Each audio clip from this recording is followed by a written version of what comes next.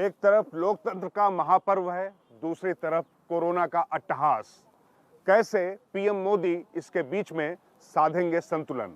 साथ ही बात करेंगे कि सरकार के साथ बीजेपी अपनी रैलियों को कैसे करेगी नियंत्रित, और बात होगी छोटे दलों को अपने साथ लाने की होड़ में समाजवादी पार्टी का अहंकार कैसे आ रहा है उसके आड़े। और बात करेंगे कैसे विकास की धारा और आस्था की गंगा की पटरियों पर सवार होकर चलेगा बीजेपी का चुनावी रथ।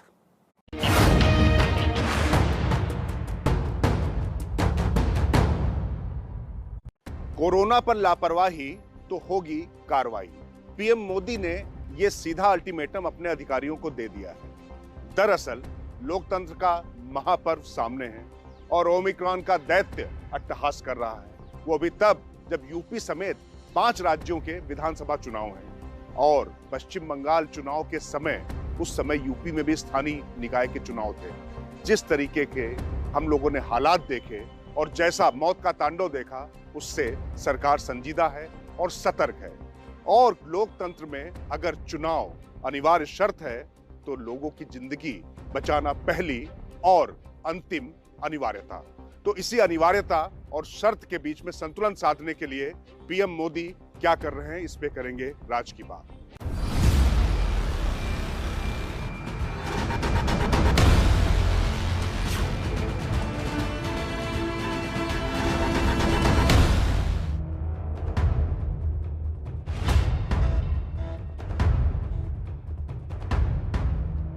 देश में कोरोना के बढ़ते खतरे के बीच गुरुवार शाम को ये तस्वीरें आईं। पीएम मोदी ने हाई लेवल मीटिंग की और अब इस मीटिंग से जुड़ा राज बाहर आ रहा है। चुनावी राज्यों समेत मुंबई और दिल्ली को लेकर पीएम सबसे ज्यादा संजीदा हैं। उन्होंने केंद्र की स्वास्थ्य सेवाओं से जुड़ी हर एजेंसी और अधिकारी को अल्टीमेटम दे दिया है कि इस दफा जरा भी शिथिलता बर्दाश्त नहीं होगी। किसी भी कीमत पर देश नहीं रुकना चाहिए। राज की बात ये कि जिस तरह से ओमिक्रॉन के केस बढ़ने शुरू हुए, उसके बाद पिछले अनुभवों से सबक लेकर पीएम ने तुरंत कमान अपने हाथ में ले ली है। चुनाव टालने के इलाहाबाद हाई कोर्ट के आग्रह या सुझाव से पहले ही पीएम मोदी ने ये हाई प्रोफाइल बैठक करके इस विषय में तैयारियां शुरू कर दी थी। दरअसल चुनाव हो या ना हो ये फैसला तो चुनाव आयोग से विमर्श करके ही तय होगा, लेकिन चुनावी रैलियां कहीं सुपर स्प्रेडर न बन जाएं, इसको लेकर पीएम मोदी ने ये बैठक कर कुछ दिशा निर्देश जारी किए हैं। मतलब साफ है कि चुनाव कराना तो सरकार की मंशा है, लेकिन लोगों की सुरक्षा भी होती रहे, इसीलिए ये बैठक करके कुछ बिल्कुल सख्त तरीके से निर्देश जारी कर दिए गए। इस बैठक से राज की सबसे बड़ी बात यह निकली कि चुनावी राज्यों के साथ साथ राजधानी दिल्ली और आर्थिक राजधानी मुंबई में कोरोना से जंग की व्यवस्थाओं को लेकर पीएम ने अपने अधिकारियों को सख्त अल्टीमेटम दे दिया है। उन्होंने दो टूक कह दिया है कि राज्यों से जुड़ी व्यवस्थाओं पर तो वहां की सरकारें फैसला लेंगी, लेकिन अगर केंद्र से जुड़ी किसी भी एजेंसी या अधिकारियों की तरफ से कोई भी कोताही पाई गई तो सख्त से सख्त कार्रवाई होगी। पीएम की चिंता चुनावी राज्यों के साथ साथ दिल्ली और मुंबई जैसे दोनों महानगरों को लेकर भी ज्यादा थी, क्योंकि उनका साफ कहना था कि यहां से आवागमन ज्यादा होता है और यहां कामकाज ठप होने के दूरगामी आर्थिक हितों पर भी बहुत ज्यादा दुष्परिणाम होते हैं। और लोग जब यहां पर आते जाते ज्यादा हैं तो महामारी फैलने की आशंका भी ज्यादा होती है, इसलिए यहां पर फोकस करना होगा।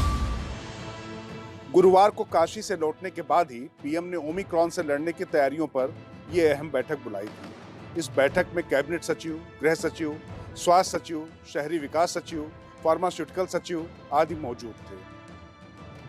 ध्यान रहे कि जब दूसरी लहर आई थी तो उस समय सबसे ज्यादा खराब स्थिति मुंबई और दिल्ली की हो गई थी। तब राजनीति के भी खूब आरोप लगे थे। पीएम का साफ कहना था कि राजनीतिक आरोप प्रत्यारोप अपनी जगह है, लेकिन इन दोनों महानगरों में यदि कोरोना को काबू किया जाता है तो इस महामारी से निपटना आसान रहेगा।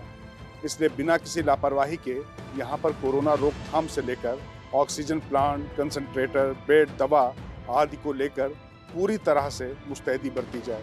उन्होंने जोर देकर कहा, कोई भी लापरवाही केंद्र के स्तर से बिल्कुल भी नहीं होनी चाहिए और राज्य सरकार के साथ पूरा समन्वय स्थापित करके व्यवस्थाएं चाक चौबंद की जाएं। इसके साथ ही पीएम मोदी ने चुनावी राज्यों की तैयारियों पर समीक्षा कर दिशा निर्देश भी जारी किए। उन्होंने कैबिनेट सचिव से सभी डीजीपी और मुख्य सचिवों के साथ बातचीत कर चुनावी रैलियों को नियमित और नियंत्रित करने की बात की। इस दिशा में चुनाव आयोग अपने स्तर पर कदम उठाएगा, लेकिन केंद्र और राज्यों को इस बाबत तैयार रहने को कहा गया। पीएम ने साफ कहा कि चुनाव है तो राजनीति होगी, लेकिन हमारी प्राथमिकता इस बात पर हो कि ये रैलियां कोरोना की सुपर स्प्रेडर यानी खतरनाक तरीके से उसे बढ़ाने वाली ना हो। उन्होंने कहा कि जिला स्तर पर स्वास्थ्य सेवाओं को दुरुस्त करने के लिए राज्य सरकारों के साथ सशक्त प्लानिंग और समन्वय रखा जाए। राज की बात यह है कि पीएम ने अधिकारियों से सभी चुनावी रैलियों में जीनोम सीक्वेंसिंग तेजी से कराने को कहा। इससे यह पता चल पाएगा कि कोरोना कितनी तेजी से फैल रहा है और उसी हिसाब से सरकार अपनी तैयारी कर पाएगी। और साथ ही चुनावों से अलग छोटी छोटी जगहों को लेकर भी चुनावी तैयारियों से ज्यादा स्वास्थ्य सेवाओं को अलर्ट पर रहने को कहा गया है, ताकि अगर ये ब्लास्ट होता है कोरोना की दूसरी लहर की तरह तो लोगों को बहुत ज्यादा दिक्कत ना हो और जान माल की कम से कम हानि हो।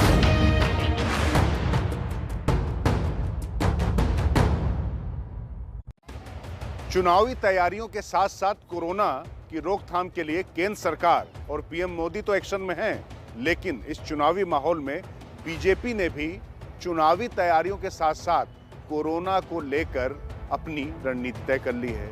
और राज की बात यह है कि इसकी कमान संभाली है गृह मंत्री अमित शाह ने।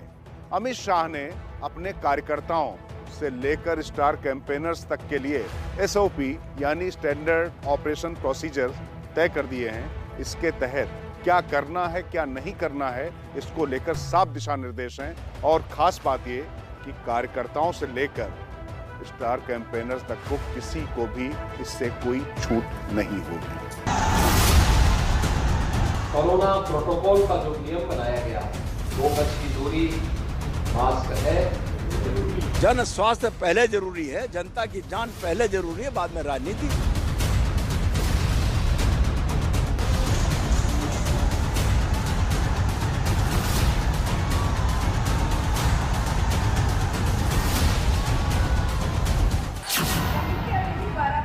राज की बात यह है कि बीजेपी ने सभी चुनावी राज्यों खास तौर से यूपी को लेकर अपने दिशा निर्देश जारी किए।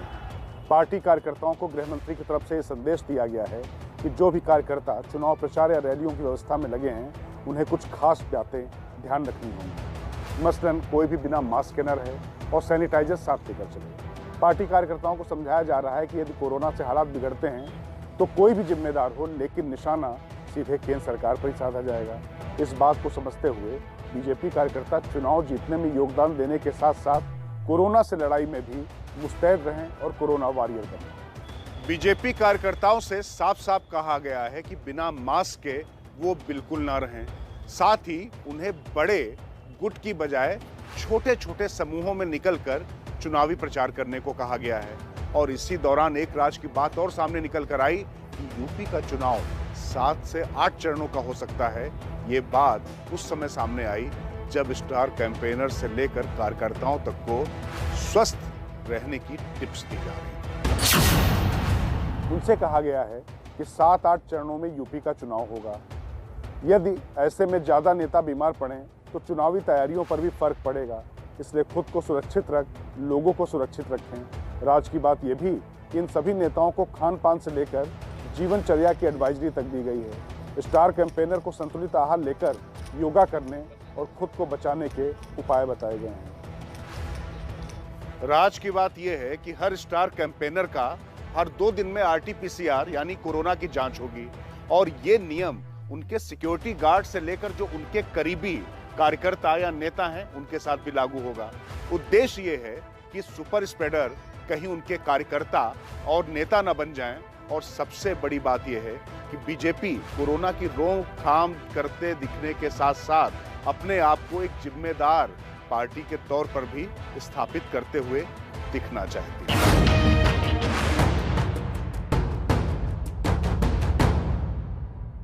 पूर्वांचल से बीजेपी के उदय की कमान सीधे पीएम मोदी ने संभाल ली है, तो पश्चिमी उत्तर प्रदेश में पार्टी और संगठन के कील कांसे दुरुस्त करने का जिम्मा गृह मंत्री अमित शाह ने उठा लिया है। भले ही प्रदेश के मुख्यमंत्री योगी आदित्यनाथ हों, लेकिन जिस राज्य से पीएम खुद चुनकर आते हों, वहां पर पूरी व्यवस्था और जिम्मेदारी अपने हाथों में ले ली है मोदी शाह ने। खास तौर से सत्ता के लिए दो प्रमुख ध्रुव पूर्वांचल और पश्चिमी उत्तर प्रदेश के। जय जय श्री राम।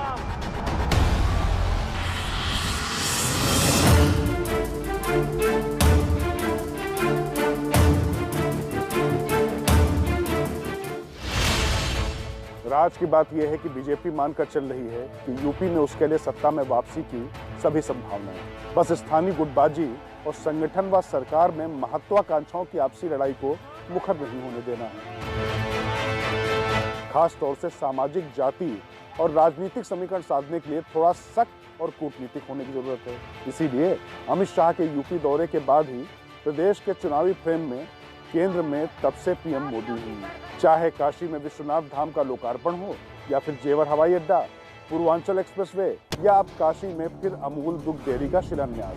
राज की बात यह है कि जिस तरीके से पूर्वी उत्तर प्रदेश में जाति धड़ेबंदी को लेकर विपक्ष काफी आक्रामक है और लगातार बीजेपी के अंदर के समीकरणों को उभार रहा है, और साथ ही पार्टी के अंदर से भी कुछ ऐसे खतरनाक संकेत पार्टी आलाकमान को मिले थे।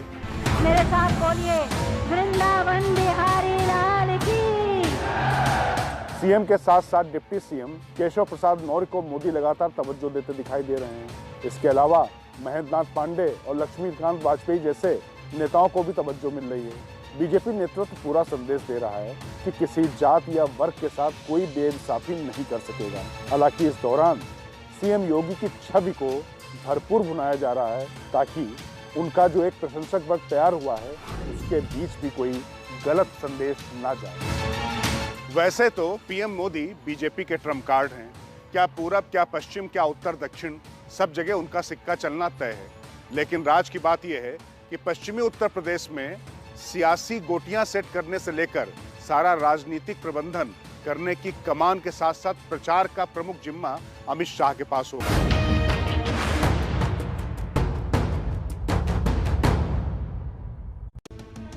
उत्तर प्रदेश के चुनावी विसात पर छोटे छोटे दलों की भूमिका बेहद महत्वपूर्ण है, और कई इलाकों में ये छोटे छोटे दल बेहद बड़े बड़े समीकरण प्रभावित करने की क्षमता रखते हैं। बीजेपी ने कई बार इन्हीं छोटे दलों के सहारे एक सफलता की बड़ी लकीर खींची। इस बार अखिलेश यादव उसी को दोहरा रहे हैं। कांग्रेस इस मामले में असफल रही है। लेकिन राज की बात यह है कि अगर अखिलेश की बेरुखी जारी रहती है तो बहुजन समाजवादी पार्टी के वोट बैंक में सेंध लगाने वाले चंद्रशेखर आजाद रावण कांग्रेस का हाथ थाम सकते हैं।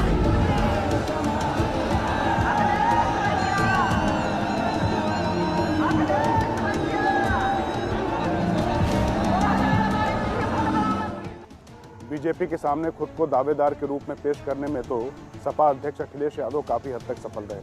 राज की बात छोटे दलों से गठजोड़ में अखिलेश की सफलता, अति आत्मविश्वास और असफलता के बीच अपनी जमीन बचाने की जुगत में भिड़ी कांग्रेस की कोशिशों की भी है। यह किसी से छिपा नहीं है कि पश्चिमी उत्तर प्रदेश में सबसे सशक्त वोट बैंक अगर जाट और मुस्लिम है, तो तीसरा सबसे बड़ा एकमुश्त वोट जाटुओं का होता है। यहाँ पर जाटुओं की अच्छी खासी जनसंख्या होने के नाते बीएसपी काफी मजबूत रही है। इसके उलट समाजवादी पार्टी के जो दो मूल वोटर हैं, उनमें से एक मुस्लिम तो यहाँ खासी तादाद में है, लेकिन यादव नाम मात्र के हैं। पिछली बार चुनावों में उन्होंने बीएसपी के साथ समझौता किया था, लेकिन उसका फायदा नहीं हुआ। इस बार उन्होंने जाट वोट बैंक को आरएलडी के साथ जाकर साधने की कोशिश की है, लेकिन जाटुओं के बीच में अभी असर डालना बाकी है। ऐसे में चंद्रशेखर आजाद, जो आजाद समाज पार्टी के संस्थापक अध्यक्ष हैं, वो यहाँ का उभरता चेहरा है। उनके साथ अगर समझौता नहीं होता है तो इन संभावनाओं को जरूर कुछ धक्का पहुंच सकता है।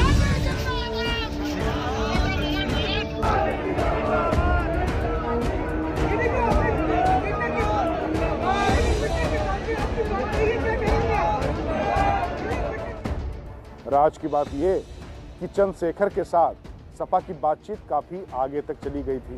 चंद्रशेखर की 2 बार अखिलेश से मुलाकात हुई और बात हुई, लेकिन पिछले कुछ दिनों से अखिलेश और चंद्रशेखर के बीच संवाद टूटा हुआ है। इससे उद्विग्न चंद्रशेखर ने कांग्रेस के साथ बातचीत आगे बढ़ाई है। राज की बात यह कि अखिलेश ने 25 दिसंबर से पहले सम्मानजनक सीटें देते हुए गठबंधन का ऐलान किया था, मगर अब चंद्रशेखर रावण का पिछले कुछ दिनों से कोई संवाद ही नहीं हो रहा है। इसी बीच चंद्रशेखर दिल्ली आए और बीते मंगलवार को राहुल गांधी से उनकी भेंट हो गई। इस मुलाकात में चंद्रशेखर ने राहुल गांधी से यूपी में 50 सीटें और उत्तराखंड व पंजाब में भी कुछ सीटें मांगी हैं। रावण का दावा है कि पंजाब में दलित वोटों में भी वह कुछ सेंध लगाएंगे।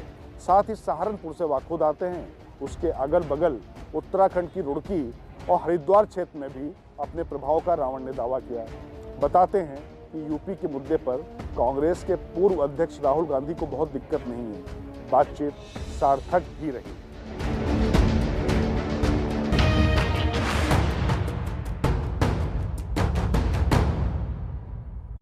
आस्था की गंगा और विकास की धारा, इन 2 पटरियों पर बीजेपी का उत्तर प्रदेश में चुनावी अभियान टिका हुआ है। जिस तरीके से राम मंदिर का निर्माण शुरू हो चुका है और काशी विश्वनाथ भव्य रूप में सामने आया है, उससे बीजेपी ने सनातन धर्मावलंबियों के दिलों में तो विशेष जगह बना ली है। लेकिन कहते हैं ना, भूखे भजन न होए गोपाला, यानी भूखे पेट धर्म समझ में नहीं आता है। तो विकास को लेकर उठने वाले सवालों का जवाब भी आक्रामकता से देने की बीजेपी ने रणनीति बना ली है। और राज की बात बीजेपी की इसी विकासवादी रणनीति पर। बाबा विश्वनाथ की नगरी और अपने निर्वाचन क्षेत्र में दूध से शिव का अभिषेक करते पीएम नरेंद्र मोदी की ये तस्वीरें महज 2 हफ्ते पुरानी हैं। वहीं पीएम को एक बार फिर बनारस में 3 दिन पहले जाना हुआ और देश की सबसे बड़ी दूध विपणन कंपनी अमूल के मेगा प्लांट का उद्घाटन कराया।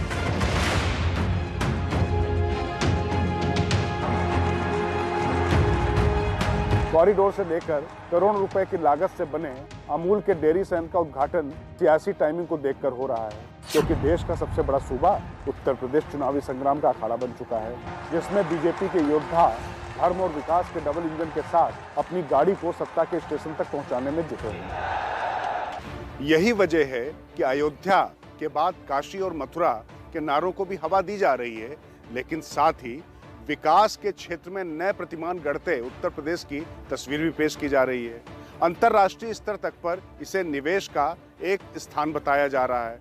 मतलब ये कि अतीत की नींव पर भविष्य का शिखर खड़ा करने का सपना भी परोसा जा रहा है।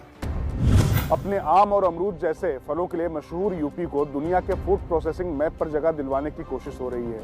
इसके लिए पेप्सी, कोका कोला जैसी बहुराष्ट्रीय कंपनियों के साथ निवेश समझौते किए जा रहे हैं। इस कड़ी में यूपी राज्य औद्योगिक विकास प्राधिकरण ने पीलीभीत और चित्रकूट में हजारों करोड़ रुपए के फूड प्रोसेसिंग परियोजनाओं को भी हरी झंडी दे दी है।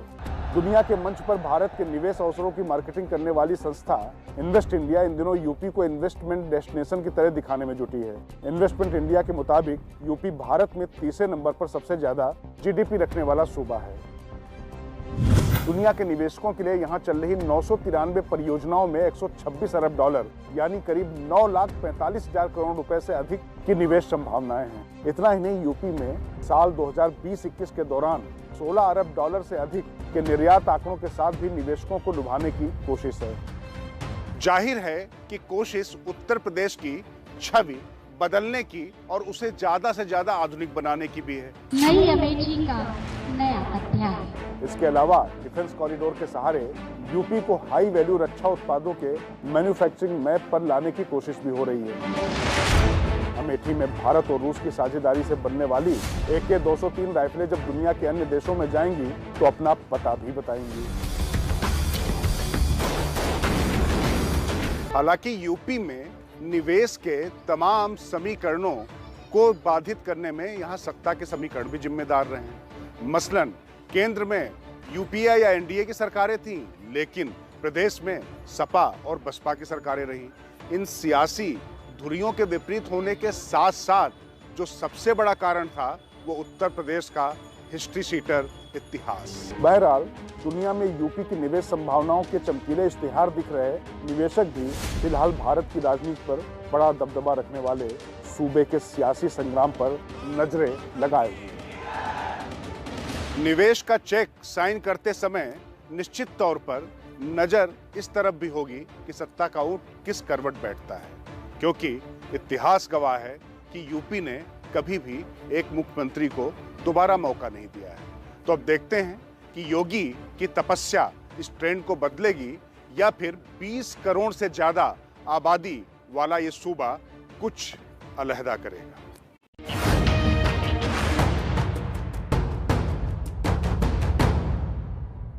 राज की बात में इस हफ्ते इतना ही। अब मुझे दीजिए इजाजत, और जाने से पहले आप सबको नए वर्ष की अग्रिम शुभकामनाएं। स्वस्थ रहें, मस्त रहें, व्यस्त रहें और एबीपी न्यूज पर अपने पसंदीदा कार्यक्रम राज की बात को देखना ना भूलें। अगले रविवार रात 8 बजे फिर होगी आपसे मुलाकात।